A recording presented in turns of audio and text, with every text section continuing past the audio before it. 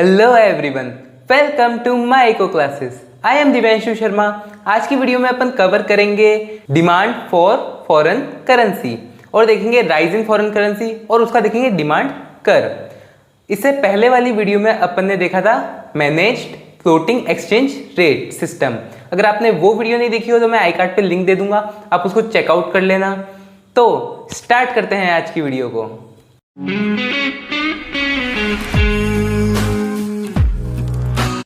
Start करते हैं अपन demand for foreign currency से। डिमांड फॉर फॉरेन करेंसी में अपन को क्या देखना है कि अपन फॉरेन करेंसी की डिमांड क्यों करते हैं, ये अपन को देखना है। नाम से ही समझ में आ रहा है कि डिमांड फॉर फॉरेन करेंसी मतलब अपन फॉरेन करेंसी की डिमांड किस किस चीज़ के लिए करते हैं वो अपन देखेंगे। सबसे पहले अपन को देखना है import of goods and services. मतलब जब अपन कोई गुड्स इंपोर्ट करते हैं या फिर कोई सर्विसेज अपन लेते हैं अपने देश को छोड़ के दूसरे देश से, ठीक है। जैसे अपन रह रहे हैं इंडिया में और अपन को सर्विसेज चाहिए यूएसए की, तो अपन को यूएसए की जो सर्विसेज लेंगे या फिर कोई गुड्स लेंगे तो उसको पे किस में करना पड़ेगा, फॉरेन करेंसी में करना पड़ेगा। तो फॉरेन करेंसी की डिमांड अपन किस लिए करते हैं, गुड्स एंड सर्विसेज को जब अपन लेते हैं तब उसके लिए अपन पे करते हैं किसमें, फॉरेन करेंसी में। इसलिए अपन क्या करते हैं, डिमांड करते हैं फॉरेन करेंसी की। चीज समझ में आई। फिर अपन बात करते हैं टूरिज्म की।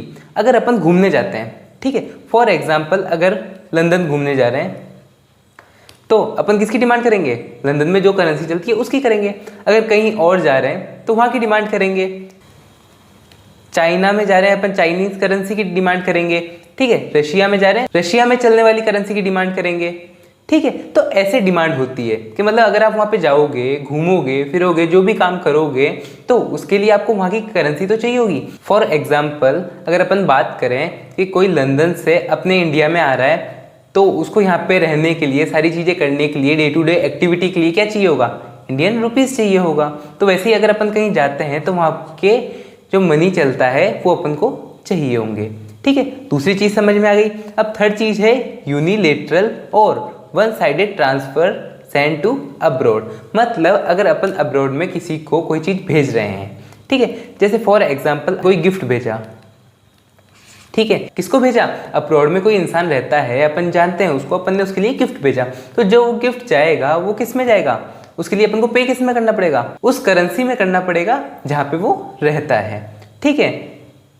ये चीज़ अपन समझ गए। या फिर कोई अगर अपन सामान खरीदते हैं उसके लिए वहाँ पे कंट्री में, तो भी अपन को किस में पे करना पड़ेगा, उस करेंसी में पे करना पड़ेगा जिस करेंसी में वो रह रहा है। जैसे अगर अपन यूएसए में रह रहे हैं या फिर कोई इंसान यूएसए में रह रहा है तो वो डॉलर में करेगा, ठीक है। अब अपन बात करते हैं purchase of asset in foreign countries. मतलब फॉरेन कंट्रीज में कोई अपन एसेट खरीद रहे हैं। जैसे फॉर एग्जाम्पल अगर कोई अपन मशीन खरीद रहे हैं या फिर कोई अपन लैंड खरीद रहे हैं या फिर कोई अपन इक्विटी खरीद रहे हैं, ठीक है। मतलब वहाँ से कोई मशीन अपन को चाहिए तो अपन पे किस में करेंगे, फॉरेन करेंसी में करेंगे। वहाँ पे अगर कोई ज़मीन खरीदनी है, कोई हाउस खरीदना है मेरे को, ठीक है, वो भी क्या है, एक तरह से मेरा एसेट ही होगा ना। फ्यूचर में जब भी मैं उसको बेचूंगा तो मेरे को क्या मिलेगा, प्रॉफिट मिलेगा, ठीक है। इक्विटी मतलब कोई अगर वहाँ के शेयर्स वगैरह हैं, वहाँ पे कंपनी में अगर मैं इन्वेस्ट करता हूँ तो वो क्या है, एसेट है मेरा। तो उन सारी चीज़ों को भी करने के लिए अपन को क्या चाहिए होगा, फॉरेन करेंसी चाहिए होगी। फिर अपन बात करते हैं repayment of loans to foreigners. मतलब अगर अपन क्या करते हैं, फॉर एग्जांपल अपन ने मान लो लोन लिया है, जब अपन वहाँ पे रहते थे तब अपन ने लोन ले लिया डॉलर में, ठीक है। तो अब जब मेरे को पे करना है तो मैं किस में करूँगा, डॉलर में करूँगा। ऑब्वियस सी बात है कि जब अगर अपन ने कोई लोन लिया है किसी फॉरेनर से, अब अगर अपन उसको रीपेमेंट करना है तो भी किससे करना पड़ेगा, उसी करेंसी में करना पड़ेगा जिसमें अपन ने लिया। अगर डॉलर में लिया तो डॉलर में ही पे करना पड़ेगा। समझिए बात को।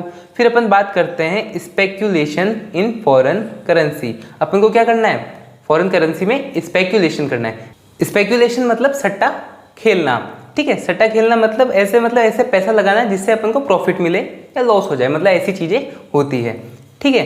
तो जैसे फॉर एग्जांपल अगर जब अपन ने फॉरेन करेंसी खरीदी तब वो 70 रुपीज़ की थी, ठीक है। अब अगर अपन फॉरेन करेंसी सेल कर रहे हैं तो वो कितनी है, 80 रुपीज़ की है, तो प्रॉफिट मिल रहा है, ठीक है। तो इसको ही क्या कहते हैं, स्पेकुलेशन खेलते हैं कि जब अपन ने रख तो ली, सस्ते में खरीद के रख ली, अब जब महंगी हो गई तब अपन ने बेच दी, ठीक है। ऐसा भी होता है। तो अपन डिमांड फॉरेन करेंसी इन चीज़ों के लिए करते हैं। किसके लिए? इंपोर्ट गुड्स एंड सर्विसेज के लिए, टूरिज्म में अगर अपन घूमने जाते हैं तो उसके लिए करते हैं, अगर अपन किसी को गिफ्ट भेजते हैं उसके लिए करते हैं, अगर कोई अपन को एसेट खरीदना है दूसरी कंट्री में तो उसके लिए करते हैं।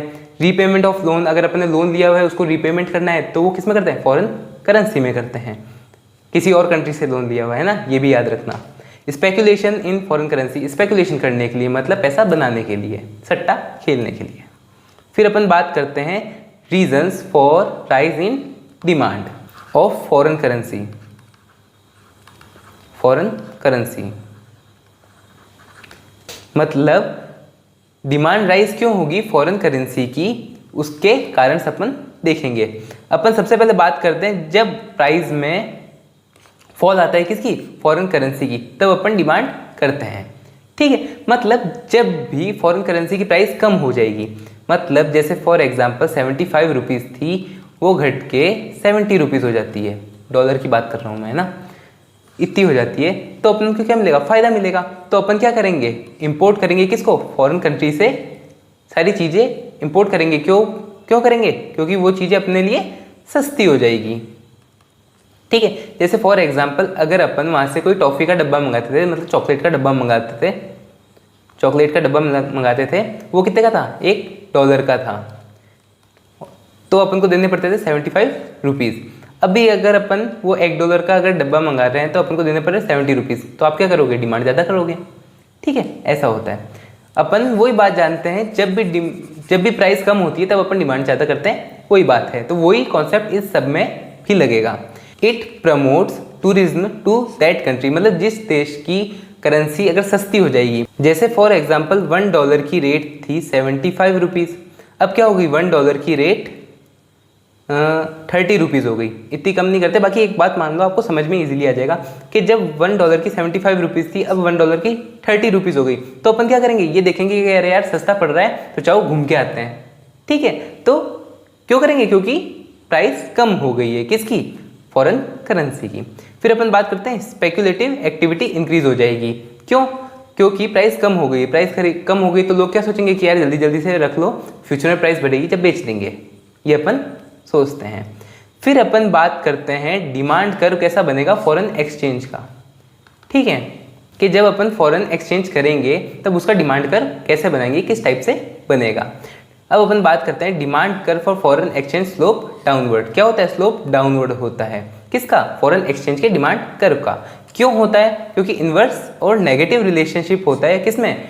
डिमांड फॉर फॉरेन एक्सचेंज में, यानी फॉरेन करेंसी में, एंड फॉरेन एक्सचेंज रेट में। मतलब जैसे जैसे फॉरेन एक्सचेंज रेट बढ़ेगी, ठीक है, वैसे ही फॉरेन करेंसी की डिमांड कम हो जाएगी। इधर देखो, अगर अपन बात करते हैं फॉरेन एक्सचेंज रेट और अपन बात करते हैं फॉरेन करेंसी की डिमांड की, तो इसमें क्या होता है? अगर अपन बात करें, अगर जैसे फॉर एग्जांपल मानो फॉरेन एक्सचेंज रेट है 75 रुपीज़, तब अपन डिमांड कर रहे हैं 100 की। ठीक है, और अगर रेट हो जाती है 150 रुपीज़ तो अपन डिमांड कितनी कर रहे हैं? 50 कर रहे हैं। ठीक है, तो ऐसे क्या होती है? डिमांड चेंज हो जाती है। तो अगर अपन इसका डिमांड कर्व बनाए तो वो कैसा बनेगा?